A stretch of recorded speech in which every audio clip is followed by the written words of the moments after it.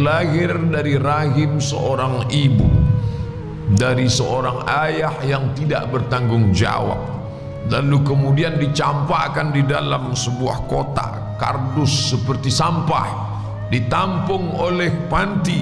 Ternyata pantinya pun juga bukan orang baik-baik, dirawat tapi bukan oleh orang baik, lalu menjalani hidup yang sulit. Bayangkan, itu kehendak siapa? Dia tak pernah memilih untuk mendapatkan rahim seorang ibu yang tidak bertanggung jawab. Dia tak pernah minta supaya dilahirkan, tapi itulah hidup.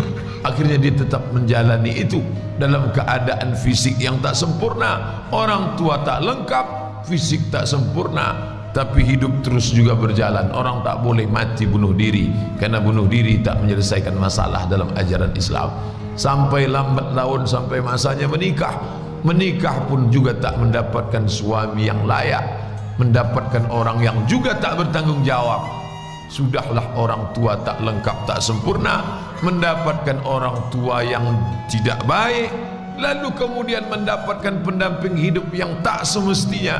Dari hasil pernikahan itu dapat pula lah anak-anak yang juga tak berbakti. Apalah lagi nikmatnya hidup. Coba bayangkan, indahnya senda gurau dengan ayah dan ibu tak dia dapatkan. Nyamannya hidup di bawah lindungan, naungan seorang suami juga tak dia dapatkan. Bakti seorang anak pun tak juga diperoleh. Lalu kemudian kapan dia merasakan nyamannya, indahnya hidup itu? Kapan? Inilah kesulitan. Tapi orang beriman tak pernah mencaci maki Allah Subhanahu wa ta'ala. Disitulah maqam yang paling tinggi. Raditu billahi rabbah. Aku ridha ya Allah. Ridha bukan berarti pasrah. Ridha bukan berarti tidak berbuat. Bukan apatis. Apatis bukan ridha. Maka orang beriman itu ridhanya beda. Dia tetap berjuang. Tapi kalau dapat juga yang seperti itu, maka dia tidak berkeluh kesah. Kenapa? Karena ini akan ada akhirnya. Di mana akhirnya? Saat ruh berpisah dengan jasad. Saat itulah dia tersenyum bahwa dia diuji Allah Ta'ala dengan kesulitan, kesusahan. Ya, walanabluwannakum, kami pasti akan menguji kamu.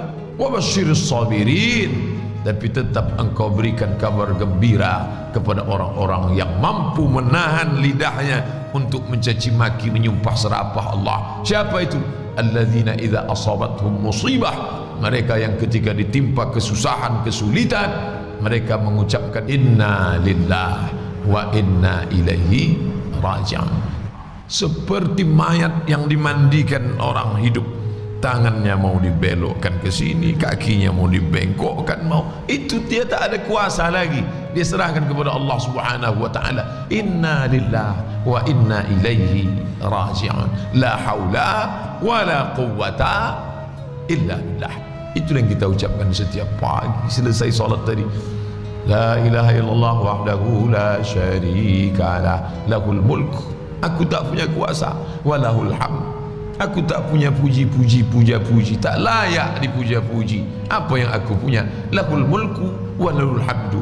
Yuhyi, dia yang menghidupkan, wa yumit, dia yang mematikan. Wa huwa ala kulli syai'in qadir. Dia kuasa atas segala sesuatu. Kalau hidup ini susah, dia tak berkeluh kesah. Kenapa? Akan ada akhirnya saat ruh berpisah dengan jasad. Kalau hidup ini senang, dia tak angkuh dan sombong. Kenapa? Karena kesenangan itu pun akan berakhir. Menikah, masalah. Muncul anak, tambah masalah. Nambah ini, tambah masalah. Pergi tempat kerja, masalah. Ini masalah. Hidup ni kalau sudah masalah, masalah, masalah, itu menengok baygon macam Coca-Cola.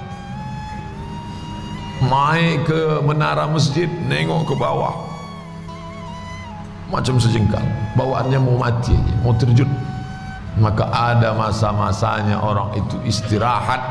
Dunia sijnul mu'min. Dunia ini sijin, penjara. Dunia sijnul mu'min. Dunia ini penjara bagi orang beriman. Penjara itu kan tertahan. Makan tertahan, minum tertahan, nafsu tertahan, mau keluar tertahan. Dunia ini pun kita tertahan. Mau makan ini tak boleh, mau minum ini tak boleh, mau tengok ini tak boleh. Sedangkan di surga itu La maqtu'atu wa la mamnu'ah, tak putus dan tak tertahan. Nikmatnya tak terhenti. Apa saja yang mau dimakan, makanlah. Apa yang mau diminum, minumlah. Apa yang mau dipandang, pandanglah. Apa yang mau dinikmati, nikmatilah.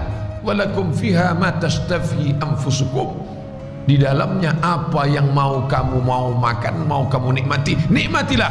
Walakum fiha ma tad'un, apa yang mau kamu nikmati, apa yang mau kamu dapati, tak ada tahanan, tak ada batasan. Maka dunia ini disebut sebagai penjara karena kita berada dengan batasan-batasan. Bapak Ibu yang dimuliakan Allah, maka dalam Islam diajarkan berapa sulit, susah, ribet, suka duka hidup ini, dia akan berakhir.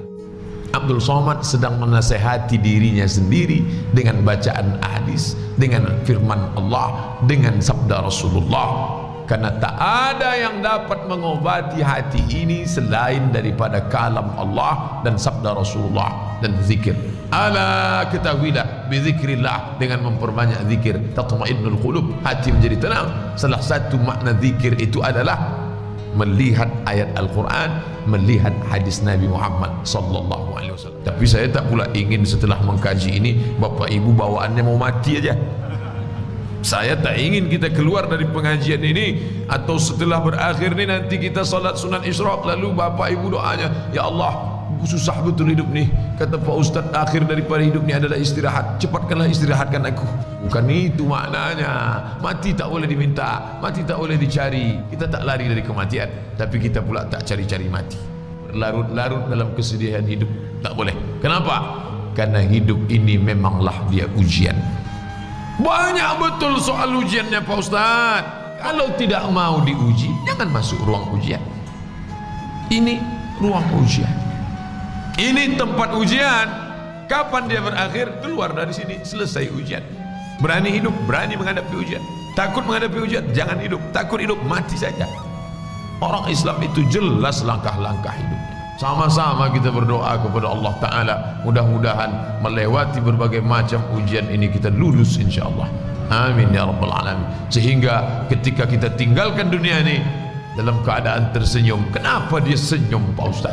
Katanya mati itu sakit, katanya kematian itu sedih, katanya takut, terbujur di rumah sakit, keliling anak, cucu, menantu, sahabat, menangis mereka.